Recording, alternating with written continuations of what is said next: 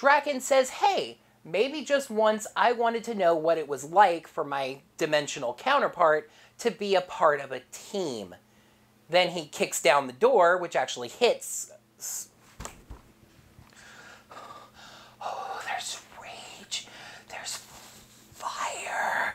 There is anger. Furious anger.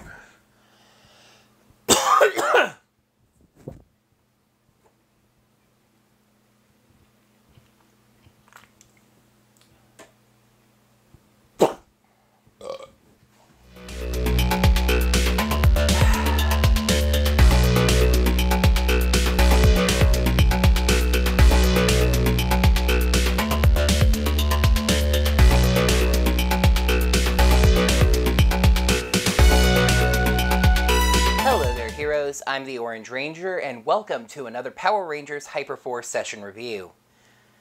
Whew.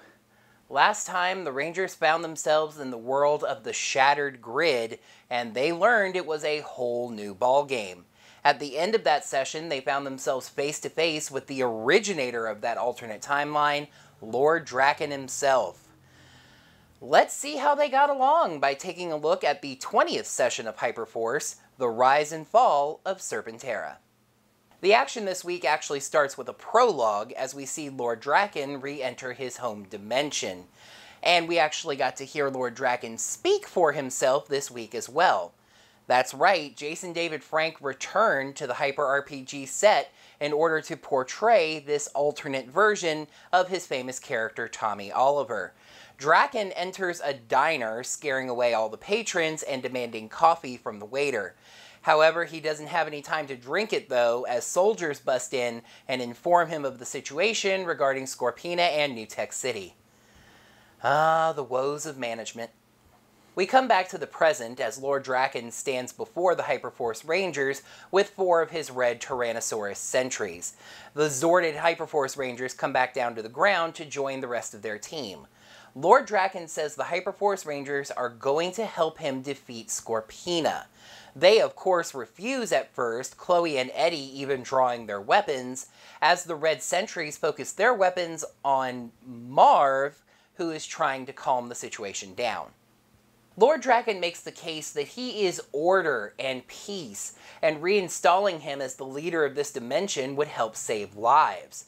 The Hyperforce Rangers don't trust him, of course, and wonder what exactly he would do if he got power back. So, he decides to show them. One of the sentries makes a call, and those rescued coinless soldiers are led right back out of the facility, along with Colonel Song, Belushi, and Fidget. Drakon has Private Rice brought before him, forced to kneel, and promptly cuts off his head. The Rangers, of course, are absolutely shocked at this and reluctantly agree to help. Chloe is absolutely furious at the useless loss of life, not just Rice, but of all the civilians around in the area, especially during this last battle. But Marv tries to calm her down. They no longer have a choice. This is the only way they can proceed. Lord Drakkon is not a very patient man and says that time's up and tells the Red Sentries to just wipe everyone around them out. Marv has his Lion Zord step directly in front of Drakkon to get his attention and says that they have accepted his offer. They are going to help. However, Drakkon realizes that these Hyperforce Rangers are a little bit feisty and he's going to need something to keep them in check.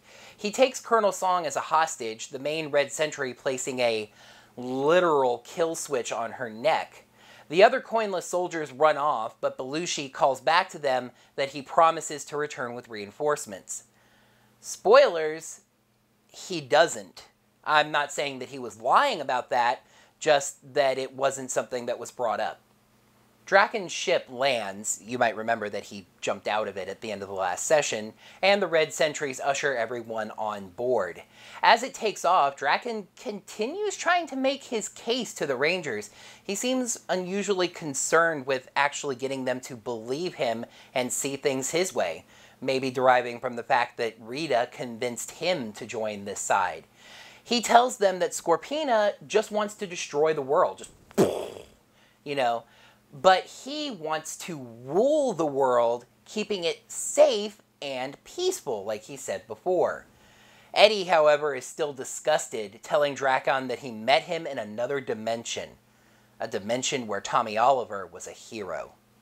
The main Red Sentry takes over the conversation again, telling the Rangers that when they land, they are going to help Lord Drakkon get control of Serpentera. Eddie says that no one should have that kind of power, but of course they're not convinced. Marv pulls Vesper aside and says that she needs to get ready to use the Venjix virus to destroy Serpentera. She agrees with the plan, but says in order to do that, she's going to need to gain Lord Drakkon's trust. So, if she starts acting strangely, Marv's gonna need to back her up.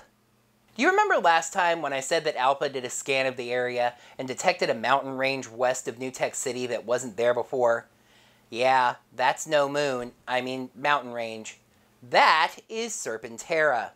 Vesper pulls Drakkon aside and says that she is going to be absolutely vital to this mission, since she's an android, but she will only agree to help if Drakkon promises not to hurt any of her friends. Drakkon will make no such promise, and in kind of a funny twist on this usual story formula, says he knows that she's trying to gain his trust. Jack tries to plant the idea in the enemy's heads that they may have to destroy Serpentera in order to keep Scorpina from getting her hands on it. But that main Red Sentry says that if they destroy Serpentera, they'll be destroyed as well. Marv then talks to Drakkon, mainly to distract him from Eddie scanning the kill switch on Colonel Song's neck. He says that Jack and Vesper are injured, and doesn't Drakkon want the Rangers that are helping him to be at 100%? Zack chooses this moment to step in directly as the GM and point out that the Rangers can use their healing charge ability if they'd like, but Drakkon's ships don't exactly carry med kits, if you follow me. Eddie's scan is successful, revealing a triple redundant failsafe on the device, meaning that it's really easy to set off. He sends the scan to Alpha, who loudly responds to the communication. The Sentry hears this and asks what was that, but Eddie just claims to have imaginary friends. Drakkon says, "Shut up, or I push the button." They arrive at the site, seeing Serpentera laying out on the ground. They land the ship and everybody gets off. Marv quietly clues the other Rangers into the plan with Vesper. It's pointed out that they should probably heal Jack back up a bit before going into combat again, but Eddie says he's a little short on energy. So just transfer some over to him, right? No, actually, something even better happened. Something that I had suspected for a long time was finally confirmed in this session. The players did not realize that the healing charge ability was transferable, and Zack finally clued them into this. Eddie gives the ability to Vesper, who heals Jack for 16 points. 2.7 per die. Whew. I mean, every little bit helps, right? Vesper keeps trying to cozy up to Drakkon, saying that they need to have a private conversation without the prying ears of those Red Sentries around. They try to stay, but Drakkon says he does not need their protection and sends them off. Vesper offers Drakkon a new deal: control of Serpentera in exchange for a high-ranking position in his army. Drakkon's response is that if she wants to strike new deals right now, you know what? Fine, whatever. Serpentera and Scorpina can just blow up the world. You know what? That's just forget it. The window for negotiating closed a long time ago. They all head towards Serpentera, with Drakkon just extending his arms as the searchlights hit him. Scorpina's sentries tell him to stand down, but he just tells them to drop their weapons.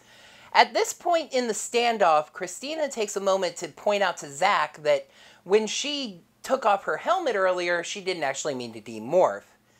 As you might realize from my not having mentioned it, I'm not sure when this is actually referring to, possibly the earlier conversation just now that the two of them had, but yeah, I didn't really notice that happening, but she just wanted Vesper to take off her helmet and not demorph. Earlier in the session, when Lord Drakkon demorphed in his ship, that was actually him just saying that he was taking off his helmet as well. Apparently for Zack, taking off the helmet means demorphing. That's not actually a thing in the Power Rangers universe, but anyway. And he says that he has to stay consistent, So Vesper is demorphed. However, Zack does point out that morphing does raise a ranger's health by 10 HP, so that's a way for her to get some health back. Learning this, she theorizes that Vesper might be able to cycle morph and build her health back up, especially since she's sitting on 29 energy, but she decides to put that in her back pocket for the moment. The sentries stand firm, so Drakon orders the Rangers to take them out.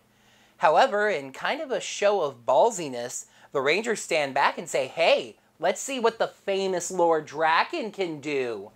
So he morphs, jumps into the air, and kicks both of the yellow sentries, obliterating them and destroying the towers that they were standing on. Okay, pretty effective demonstration. An alarm goes off, and more sentries come out to play.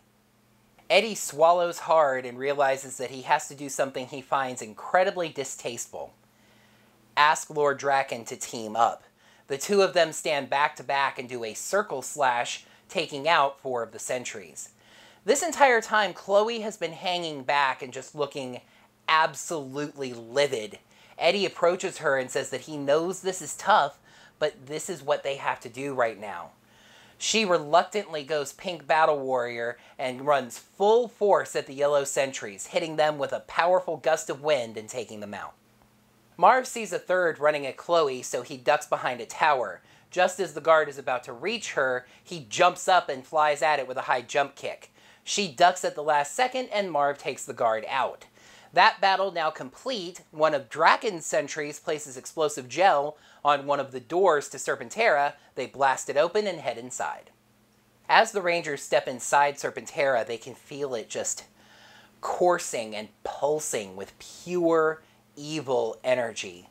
A series of flashing lights have been set up along the walls of the Zord to show people where to go for various departments and rooms and etc. The lead sentry reports that Scorpina has powered up the Zord and has broken through their security programs. In other words, she is very, very close to launching it. Marv pulls Chloe aside, noticing her mood and promising her that nobody else is going to die on this mission. Spoilers, that promise is going to be broken sooner rather than later. Of course, as noble a person and ranger as Chloe is, the source of her pain and depression is actually kind of personal. Now, a lot of those kids that she saw down in the sewers are going to grow up just like she did, without their parents. Marv tells her that he understands her anger and that she shouldn't hide from it, but in a weird twist that's kind of like the dark side of the Force, tells her to channel it into completing their mission. That main red sentry says that Scorpina has very likely moved to the cockpit. Spoilers, she hasn't. And Eddie starts pushing forward. But then he looks down and sees a red laser going through his boot, and very quickly ducks, just barely avoiding a giant saw blade. Yeah, there are traps. What's better, the sentry says these are Drakon's traps, so the Rangers should probably just stay back. Vesper tries sweet-talking Drakon once again, but it's not working. Eddie pulls Vesper back and asks her what she thinks she's doing. She says that she's trying to build trust with Drakon so she can crush him later. She asks Eddie if he trusts her, and he says yes. Well, kind of. That kind of hurts Vesper, but Eddie says that he just doesn't want to see her get hurt. She says that he just needs to trust her and trust that she can handle herself in any situation. She then morphs, runs in front of the sentries, and throws her disc down the hallway, triggering several of the traps. However, the last is another giant saw blade, and it catches her disc and snaps it in half. Vesper is of course despondent, but the lead sentry points out, yet again, these are our traps. We have the plans to them. We know where all of them are. Stay back. Eddie picks up the broken pieces of the disc and promises Vesper that he will find a way to fix it. Drakon says, enough of this, let's get moving. As they near the engine room, see what I mean about it not being the cockpit? They hear Scorpina yelling at some of her sentries. Drakon, however, shows that he's not really one for the stealthy approach, just simply yelling out loud for Scorpina to stand down. And apparently he was so intimidating that even the stream obeyed, promptly crashing. After Alpha got the stream rebooted, Scorpina whispers some commands to her sentries, then steps out and stands on the engine. At first she sounds very sweet and welcoming to the returning Lord Drakon, but then she screams, "Now!" and a team of yellow sentries jump out. Lord Drakon ducks one, and then his main sentry spears him directly through the chest. You see what I was saying about more death? Hashtag more death. Then he ducks another one and kicks that one in the throat. So maybe that one too. The Rangers advance, though Colonel Song pulls Vesper back and tells her to keep pinging their location to Zach Taylor. Maybe he'll be able to send some help. Spoilers, he doesn't. Drakon and the Rangers walk up to Scorpina, who taunts Drakon. "Look at how far you've fallen, Drakon. You need the help of Power Rangers now." She then turns to the Hyperforce Rangers and tells them that, of course, Lord Drakon plans to destroy you when this is all over. Though the fact that the Rangers can't really trust Drakon isn't exactly a surprise to them. Drakon demands that Scorpina return everything that she's taken. She refuses. The Rangers demand that she stop everything she's doing now and surrender. Her response to them is equally simple, but also absolutely bone-chilling. She reaches up to grab a walkie-talkie from the ceiling, calling to her troops both inside and outside of Serpentera. She tells them to drive to the nearest town and burn it to the ground. The Rangers, shocked once again, come up with a plan as Drakon and Scorpina bicker at each other. Chloe and Eddie are absolutely set on saving the civilians in the town, not wanting to experience a repeat of the prison. But Jack says that they have to stay focused on their mission. So they split up, and splitting the party is not usually a good idea in an RPG, but it's not like they really have a choice here. Chloe tells Vesper to punch Drakon in the neck for her, and Scorpina in the... well, you know. The Rangers all basically say their goodbyes to each other in case this doesn't work out. Now, Chloe and Eddie said that they wanted to save the civilians, and Jack said they needed to focus on the mission. So, of course, Jack goes with Chloe and Eddie to save the civilians. They run down the hall, but see a unit of sentries deployed to come get them. So Chloe fires off a hurricane whirlwind, which pulls a piece of metal off of the wall and blocks the hall, also opening another exit for them. Marv pulls out his lion claws and gives one to Vesper so she has a weapon to use. She jumps at Scorpina with it, but she blocks the attack. Drakon takes notice of the fact that Colonel Song and the main red sentry have vanished, but it really doesn't matter much at the moment. He pulls out Saba, a headless Saba, and leaps in front of Scorpina to then stab back at her, but she just ducks into the shadows, laughing. Back with a group that I will now dub the Rescue Rangers, they see the sentries leaving in a group of trucks to go burn down the town. But then a shadow falls right in front of them. It's Colonel Song and the main red sentry, along with another red sentry. Jack pulls his blaster, but the red sentry says to drop the weapon or Colonel Song dies. He reluctantly kicks it over to the red sentry, who picks it up and shoots the other red sentry. He then hands them the control device and says, "Hit me as hard as you can and then run." Despite this very clearly being a sympathizer, he saluted Colonel Song earlier. Chloe takes this opportunity to let a little frustration about all of this situation out, flashing in front of him and hitting him way back. Those sentries are on the road to the city that's about to be burned down, so Chloe summons her Phoenix Zord and takes to the skies, firing Phoenix feathers at the trucks and blowing one up. Boy, for someone who's been so upset about all this death, she sure doesn't seem to have a problem with killing sentries now, does she? Eddie summons his Serpent Zord and slams its tail, though isn't a serpent like 95% tail, down in front of the trucks, which flips one into the air. He pulls the bomb off of Song's neck, now that he has the control device, throws it at the truck, and detonates it, blowing it up. Interestingly, Zach suddenly tossed in there that second action, flipping the kill switch, would take Jack's turn.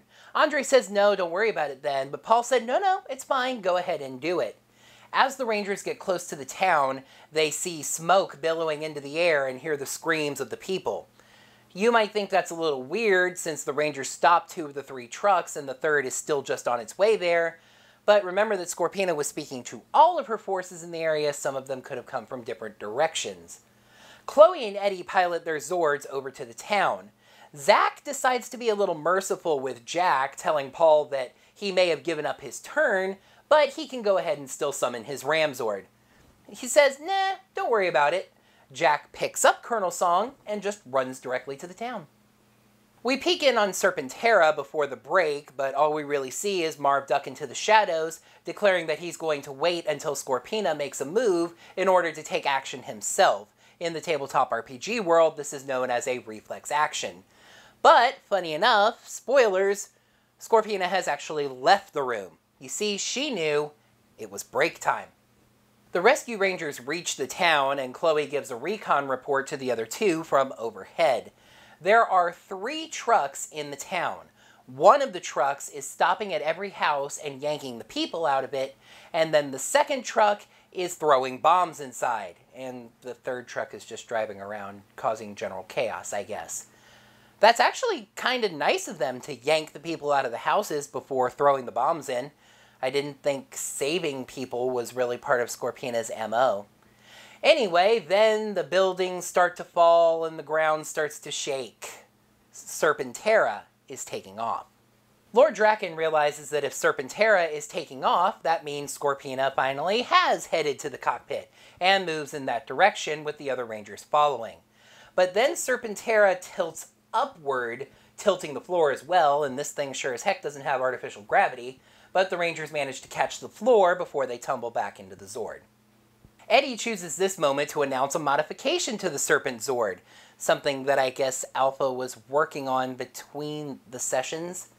Anyway, it now has a back hatch that can open up and secure civilians safely inside so they don't get immolated by demonic GMs. Chloe basically takes command here, saying that if Eddie can focus on saving civilians with that hatch on his Zord, then Jack needs to attack. They need to have more Rangers on the offensive. Again, I find this a little weird when number 1, she's been so concerned about people dying, and number 2, it was her idea to come to the town and save people. But whatever. Lena asks Jack if he has a Zord he can use. When he says he does, she says, call the stupid thing. She says she'll take care of the third truck. Jack indeed summons his Ram Zord and fires missiles at one of the trucks, but he misses. The truck drives at his Ram Zord, and one of the sentries inside pulls out a freaking rocket launcher. Chloe's Phoenix Zord screeches, grabbing the bomb truck and throwing it into the forest, where it explodes. Makes sense, right? Eddie tries to get a count of all the civilians that are piling into his Zord, but I mean, this is an entire town we're talking about. So he just has them all pile on in, but it quickly fills up. So he has the rest stand in a group on the ground, and he coils the Serpent Zord around them and kind of covers up with the head to protect them. Serpentera levels off a bit, but is still climbing into the air, but that allows the Rangers to proceed. They head for the cockpit, with Marv telling Drakkon that he's going to need to work with them, since Marv can sense that the evil Ranger isn't exactly at 100% power.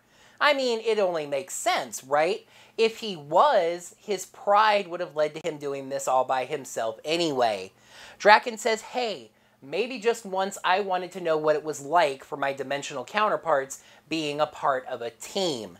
He then kicks the door in, which actually hits Scorpina. Marv tries to plan a teamwork attack with Drakkon, but Drakkon keeps on changing the move he's going to do, mainly to show Marv that he's the one in charge. So Marv just attacks first, purposefully missing, a kick that Drakkon follows up with his own kick. He kicks Scorpina through the top of Serpentera, and she just barely hangs on with her sword. Drakkon leaps up and starts pursuing her. Marv tells Vesper to take care of Serpentera, and to tell the other Rangers that he cares for them if he doesn't make it back. There's a little comedic back and forth between Vesper and a sentry that she ends up naming Georgie George, but this is already getting pretty long. Fast forward a little bit, Vesper does hack into Serpentera and is immediately overwhelmed by a wave of dark energy that takes out a chunk of her HP. Meanwhile, Colonel Song sees that truck driving at the Ram Zord and charges at it. She jumps on, grabs the rocket launcher, and shoves that sentry off of the truck. There's still another standing on the back of the truck she's on, as well as another truck following them. So she decides to take care of two birds with one RPG, and that's rocket-propelled grenade, not role-playing game in this case. She fires the rocket through the sentry on the back of her truck, propelling him into the other truck. There is still a sentry driving the truck that she's on, however, and a nice big load of explosives riding shotgun. That sentry jumps out of the truck, rolling and surviving. She tries to jump off, but her foot gets caught. On the leg of the sentry she just blasted. I guess his shoes had a lot of shoelace hooks on them or something. Anyway, the truck hits the Ram Zord, doing some minor damage to that, and Colonel Song is sent flying. The sentry sees her and pulls his rifle. But somehow Colonel Song survived that and takes off, dodging between two buildings. Back on Serpentera, literally on top of Serpentera, Drakon hangs on to Saba and kicks Scorpina. But all of a sudden, Marv has decided that this Scorpina is the Hyperforce Scorpina. It was never really decided for certain. Hicks said something last time about how this Scorpina didn't care about this world because it wasn't her world. So Scorpina needs to come back with the Hyperforce Rangers to answer for her crimes against history. Drakkon says that Marv is weak, and his powers would better serve him. He tries to grab Marv's morpher. Marv talks him down for now, since, Scorpina hasn't been handled yet. Marv runs at her, dodges, and then Drakkon grabs her by the throat. Marv slips around behind her and puts cuffs on her, saying again that she doesn't need to die, just come with the Hyperforce Rangers to answer for her crimes, and I mean, hey, that accomplishes the same thing for Drakkon, right? But Drakkon is tired of dealing with these goody two-shoes Power Rangers. He declares their alliance to be complete, and this actually means a lot more than it seems to. It's not just simple dramatics. You see, Drakkon has just turned himself from an ally into an enemy. And by the way, it's the enemy's turn. This time, he successfully grabs Marv's morpher. For those who haven't been following the MMPR comics, and especially Shattered Grid, Lord Drakkon has the ability to take a morpher from a ranger and merge that power set into his own, draining that power. The red Hyperforce Ranger power starts to drain into Drakkon, which demorphs Marv. Scorpina starts laughing at Drakkon, once again calling him weak. She flings her cuffed hands up, so I guess for some reason they were cuffed in front of her instead of behind her. Either that or she's double jointed at the shoulders, I guess. Flings herself over Drakkon, grabs his neck with her legs, and flings him back into Serpentera. This also knocks Marv off of the Zord. Now he's free. Free falling. His morpher drops as well. And he manages to grab it and morph again. Okay, cool. So now he might not die when he hits the ground. Chloe sees him falling and makes to go over in her Phoenix Zord and catch him, but she gets shot at by some of Drakkon's ships. Back on Serpentera, Vesper decides to pull that morph, unmorph, morph, unmorph, morph, unmorph card to boost her HP. And being the sadistic GM that he is, now that she's done it, he explains the flaw in her logic. That plus 10 to the HP is Ranger armor, i.e. they only have it while they're morphed. Plus 10 to their HP when they morph, minus 10 to their HP when they demorph. So Vesper basically just wasted 6 energy for no good reason. Although the morphing explosions did knock out Georgie George, so there's that. Anyway, she decides to risk hacking Serpentera again. It looked like her roll failed at first, but then Peter pointed out that Vesper gets a boost to technology, and that pushed her just over the edge. Vesper gains control of Serpentera. As Marv does a little involuntary skydiving, he sees one of Drakkon's ships approaching him. Geez, out of the frying pan, am I right? But then the door to it opens and a hand extends. He catches it and he is pulled inside of the ship. Although something somewhere nearby explodes and he takes a little bit of damage as he does. A bald man wearing a jean jacket and a red scarf introduces himself. Farkas Bulkmeyer, aka Bulk, at your service. Marv calls his team and asks for an update. Jack is okay for the most part, and Eddie has those civilians secure. Chloe is still fighting ships, but Vesper doesn't respond. Bulk asks what's wrong, and Marv explains the situation. But Bulk says Vesper is basically on her own now, though they can help by clearing out some of these other ships. Chloe is as on fire as the Phoenix Zord that she pilots. In other words, she is pissed. She is done with the Shattered Grid. She is done with Lord Drakkon. She's done with any version of Scorpina, and she's especially done with being shot at. She pulls that enemies flying at me from both sides, pull up, kaboom, move. In the sky, Serpentera turns to the east. Vesper is piloting it and has set a collision course with the sea. Drakon walks back into the cockpit, throwing Scorpina to the ground. He sees what Vesper is doing and attacks her, kicking her aside. Jack calls Alpha for some help and he lands the time ship next to them. Jack reboards the Ram Zord and gets back on board the time ship, calling for the other Rangers to do the same. Alpha is unable to detect Vesper at all because Serpentera is giving off a great deal of interference. He can't even calculate coordinates to transport anyone over there to help Vesper. Eddie tells Alpha to do a blind transport, sending him to a set of coordinates that he calculated on the fly.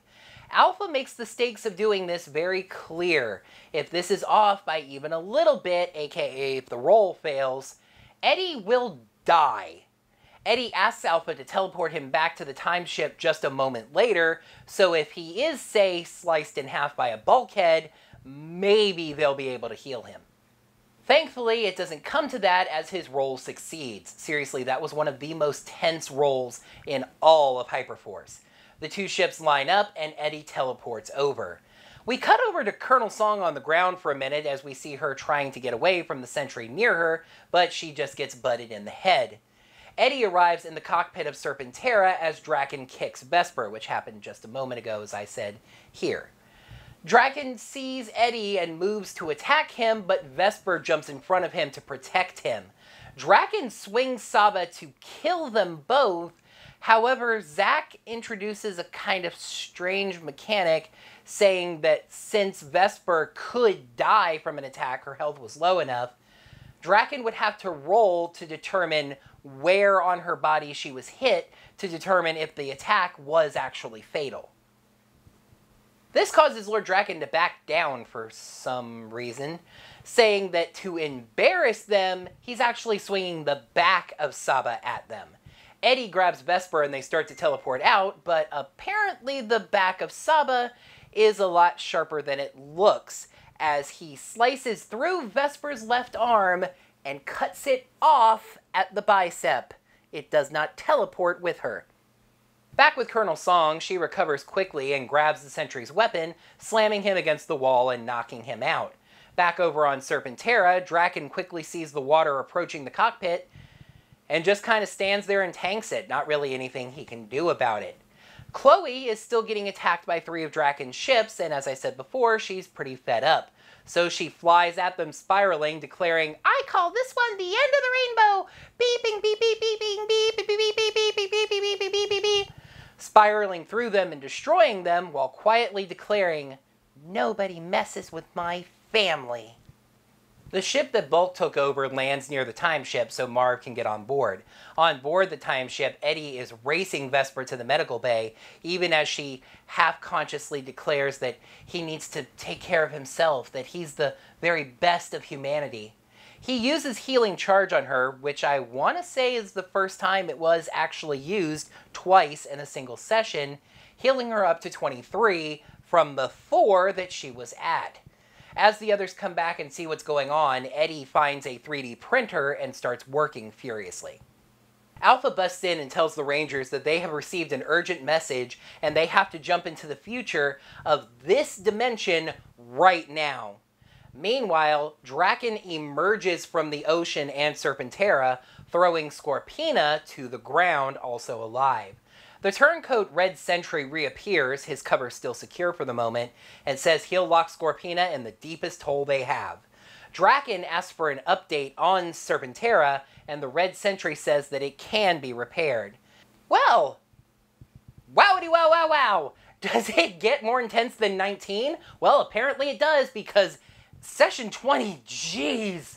From the very start, this session was just so intense, where it felt like anyone could actually die at any time. There were at least 2 or 3 times where the Rangers were literally rolling for their lives. And I mean, for goodness sake, Vesper got her arm chopped off. It's more than a flesh wound. 'Tis but a scratch. A scratch? Your arm's off. No, it isn't. Well, what's that then? I've heard worse. The emotion of the session was absolutely fantastic, especially with the Rangers so reluctant to be working with Lord Drakkon. And speaking of, JDF was a lot better this time around, now fully familiar with the RPG system, and just doing an excellent job of portraying the evil Lord Drakkon, despite this being the very first time that he had ever actually done so. What was really interesting to me was that the natural humor of friends playing an RPG and cracking jokes with each other was actually kind of humanizing to Lord Drakkon. It kind of gave you the sense that somewhere deep inside, he really is still Tommy Oliver. Okay, so look, this time I really can't just say, it was good, 5 out of 5. If this was earlier in the season, I'd actually consider changing over to a 10-point scoring format and using decimals, maybe even taking it down to the 0.25, so I'd be able to shade Hyperforce's degrees of perfection. But it is far too late in the review of the season to do that, so I'm just going to go ahead and let things happen, and if a session exceeds what I consider to be my idea of perfection, I'll just allow it to do so in order to average out sessions that scored lower. The rise and fall of Serpentera gets a 6 out of 5. And was there a more official tie-in to be seen? Where were the Rangers so desperately needed in Shattered Grid's own future? Zach told everyone at the end of the session that they could find out by reading Go-Go Power Rangers number 8, as that ends the story that was started here. Did the Hyperforce Rangers appear in the official pages of the comic books? To be honest with you, the answer to that question is actually no, sad to say, at least not in Go-Go Power Rangers number 8. And to be perfectly honest, I'm not entirely sure what they were hinting at. Go-Go Power Rangers number 8 was primarily a standalone issue dealing with things that were happening in their own story. Something significant as far as Shattered Grid happens right at the end, but as far as I can tell, it doesn't involve the Hyperforce Rangers in any way, so again, I'm not really sure where that hint was going to. If you know, let me know down in the comments.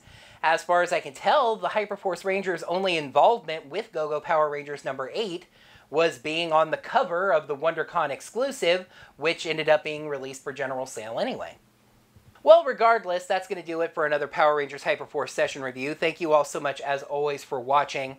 I will say that after these 2 rather intense sessions of the Shattered Grid storyline, while I'm not going to spoil what happens, of course, things are going to get back more to what Hyperforce is called normal, starting with the next session as we start to get into the wrap-up of the story. In the comments below, let me know what you thought of this session and of my review of it. Make sure you're subscribed to the channel to see all of my videos, and ring that bell. Get your notifications set up so you are notified whenever I post brand new videos, just like this Power Rangers Hyperforce session review. And if you really like these reviews and want to help me out a little bit, you can head over to digitaltipjar.com/orangerangervid, toss a little bit of tip change in there, and I appreciate whatever lands in there. I am working on some other possible funding pages, such as Ko-fi or Streamlabs or even Patreon, so if you're interested in supporting me on any of those, let me know and encourage me to get that set up. Until next time, heroes, may the power protect you, and go Hyperforce. In order to portray this alternate Action actually... Blah, blah, blah, blah. We then come back to the present as Lord Drakkon... They are going to help him defeat Scorpina. I almost said Serpentera, and I didn't, but I stumbled on it enough that I have to do it again. We come back to the present as Lord something about that didn't feel right. Wondering what exactly he would do once he had Eddie says that they shouldn't... That is Serpentera. Vesper pulls Drakon aside and says... They all head towards Serpentera, Drakon extending his arms as the searchlights hit him. Drakon demorphed in the helicopter or the ship or whatever when he took off his helmet, so... March! They all head towards Serpentera, with Drakon extending his arms as I bump into Snip. He just tells them to stand down.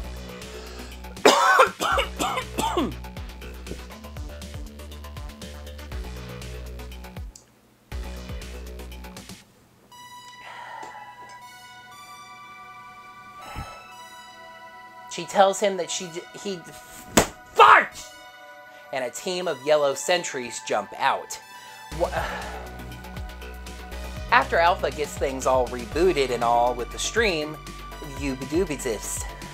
After Alpha got the stream reboot, absolutely bone-chilling. She introduces a toxin into the air that makes people cough.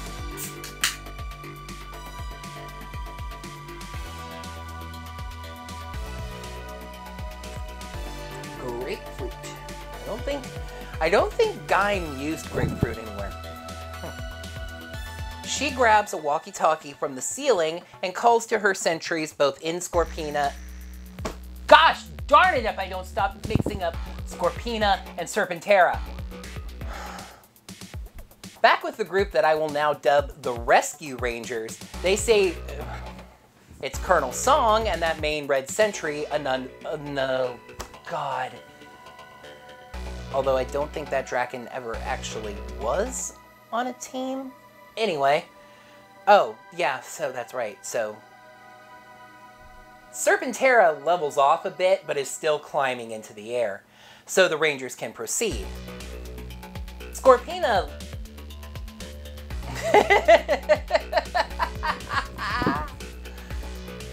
She jumps on, and I guess his boots had like a lot of big shoelace hooks or something. Anyway, the truck hits the Ram Zord, doing some minor damage to that. First of all, can everything stop making noise, please? Second of all, I'd like to remember the line, which does some minor damage to that, and Song is blasted off of the truck. For fuck's sake! And a nice big load of explosives riding shotgun. I don't know, maybe his boots had a lot of like shoelace. Anyway, so she flies at them.